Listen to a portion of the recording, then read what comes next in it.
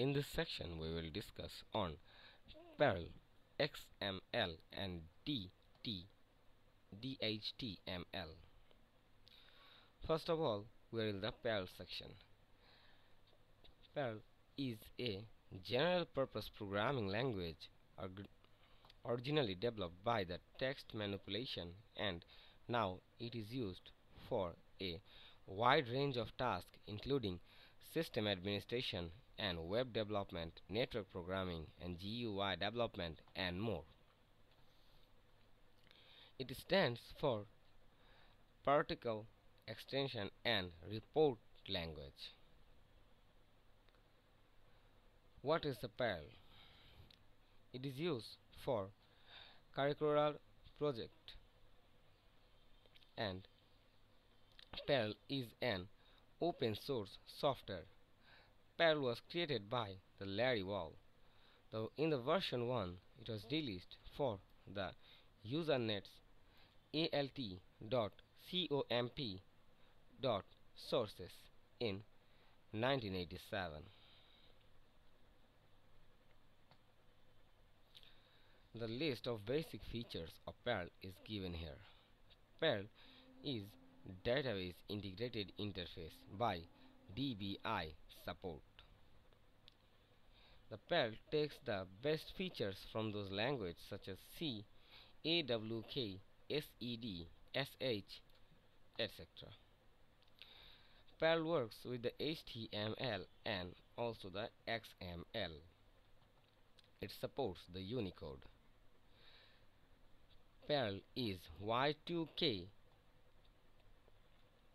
compliant. PERL interfaces with the external C or C++ library to XS or SWIG. The PERL interpreter can be embedded into another systems. So those are the features of PERL.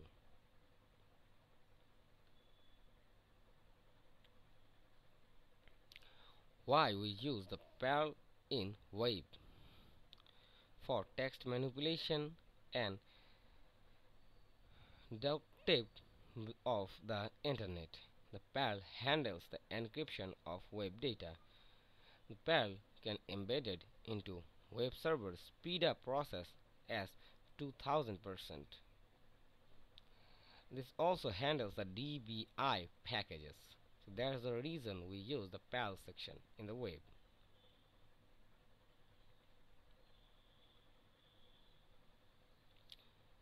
PERL is interpreted language. In this section we explain how it is interpreted.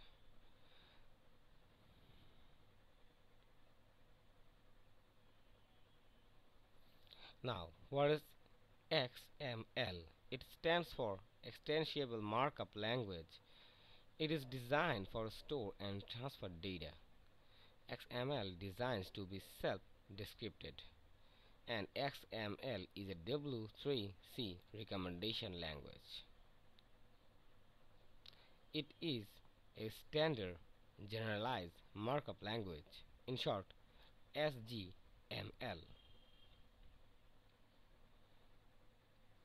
Here are some important characteristics of XML. It is extensible. XML carries the data and don't present it. It is for the data irrespective of how will be presented.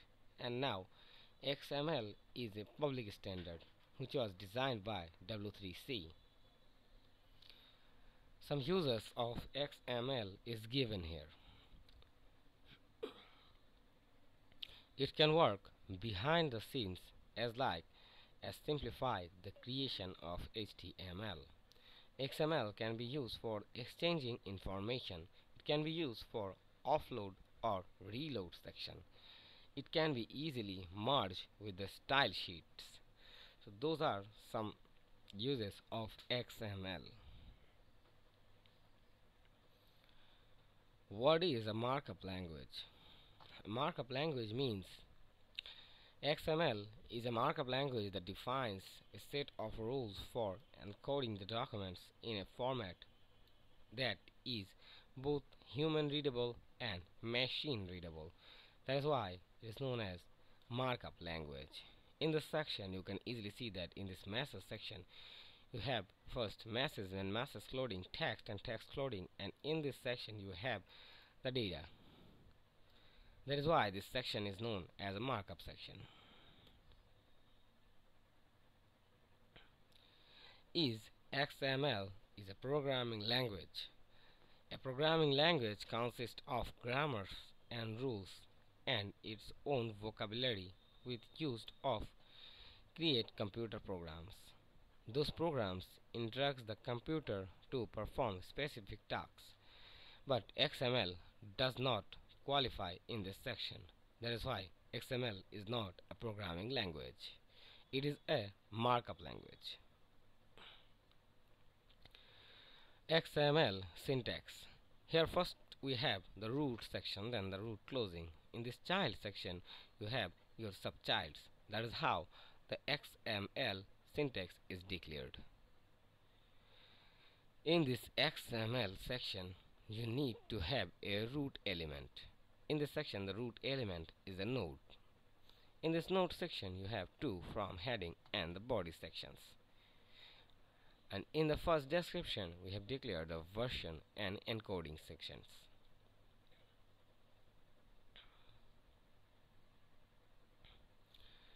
Syntax rules and diagrams of XML is given here. You can have a snap of this one. Here we have the XML declaration reference which are connected with the syntax rules, and by the syntax rules we are getting the tag and elements attribute and the text section.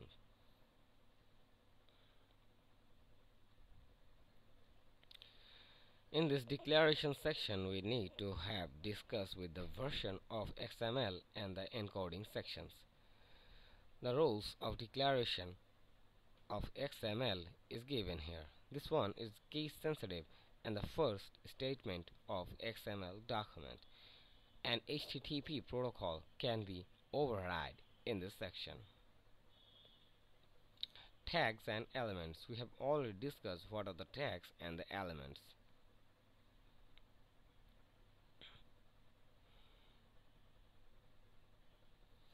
Root element is the first element is known as the root element section in the XML document. This XML is case sensitive. That means there are difference between letter and the letter. Here are some attributes. Attribute means some descriptions. In this person section you can have in gender female or male. So person section the gender is the attribute which can be male or female. Here are some syntax rules of XML. You can have snap of them.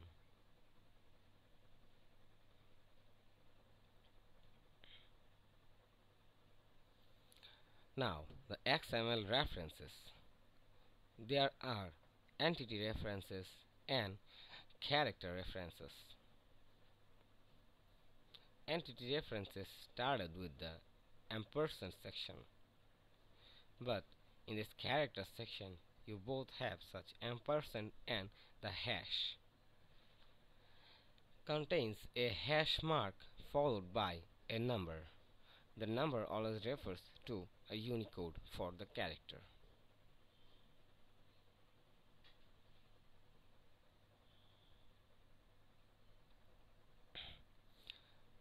Here are some description on XML text.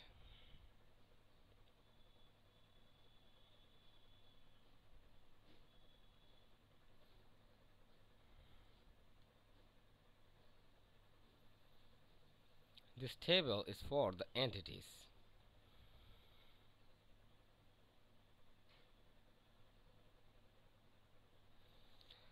Now we are in the Dhtml section, which is dynamic HTML, and good example are drag and drop features of this dynamic HTML, and Dhtml is accomplished with the uses of the client-side script such as JavaScript and CSS.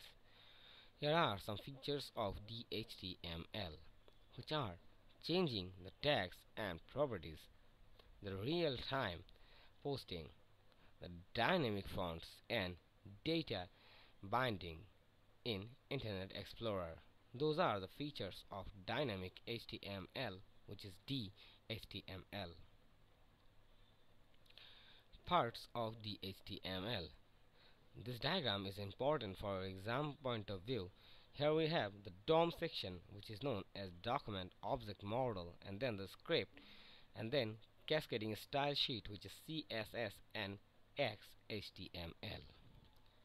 In Dhtml section, we have the layers and JSS in one section and virtual features and dynamic CSS in another section, which is Microsoft Dhtml, and this is the Netscape Dhtml. In common section, we have the CSS, JavaScript, and CSSP.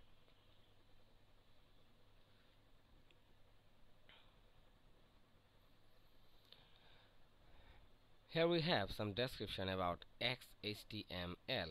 XHTML is used to create pages itself and build with the CSS and DOMs. CSS is used for styling. Script is for interactive elements, and DOM we have already discussed. In this section we have difference between HTML and Dhtml. HTML is static but it's dynamic. HTML have .html extension and it has .dhtm. HTML creates static and Dhtml creates dynamic web pages.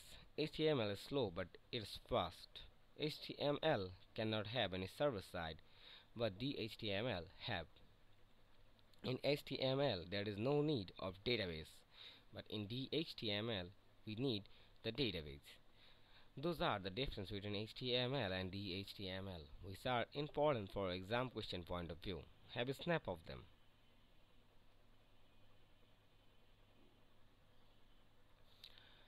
Now, XHTML, which is Extensible Hypertext Markup Language.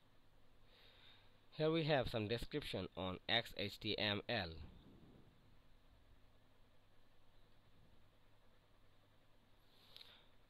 Here are some description why we use XHTML. You can have a snap and go through them.